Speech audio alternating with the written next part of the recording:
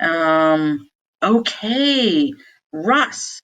Thank you very much, Russ. You're providing, some context. So Russ is asking, are we going to look into hazard pay over and above the federal $2,500 top-up subsidy? And I think that's what Darlene J was asking about, the $2,500 top-up subsidy. And the question around hazard pay has been, it's been, we've been talking about it internally and externally within SEIU for probably 3 weeks now. And I really struggle with this one because, I don't think that it is right to look at it as hazard pay, because that leads one to the notion that you're willing to live within these hazardous times as long as they give you a couple more bucks. And I would argue, Russ, that we should be living in safe times, as safe as possible, and that safety is not for sale. And I know there's lots of people on Facebook who absolutely disagree with me. I am not willing to put forward a notion that any of our members' safety is for sale, and you can kick the living daylights out of me for that, but that's where I'm at on it. Now, the question, if you want to reframe it maybe and say we're looking for COVID pay, I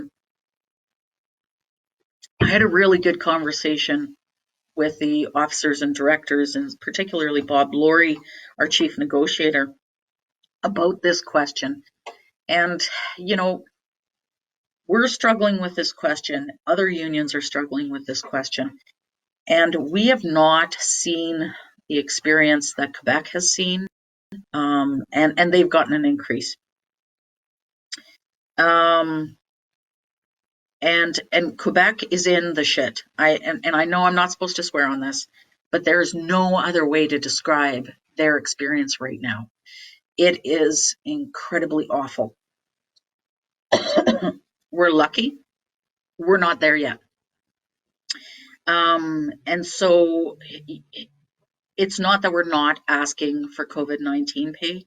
We're trying to figure out what takes precedence in the hierarchy of needs. And is it a kick-ass collective agreement, or is it COVID-19 pay? And so this is, we haven't asked, we've started our discussion. We have not gotten anywhere with it yet. And I guess, I think it's important to note that in the research that I have done on this question,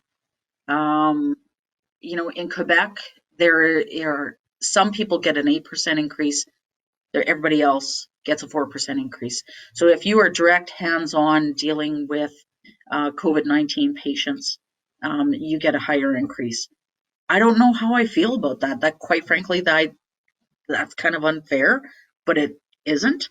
But then the other piece around asking for COVID-19 pay is, does that strengthen or weaken our arguments at the bargaining table? So it's not as simple as saying, Jesus, Barb, I want hazard pay because grocery store clerks get it. I say this out of a great deal of respect. I don't agree with the oversimplification, because, again, I think it's important for us to recognize the truly specialized nature of our work, but also, what we've put in place to maintain your safety.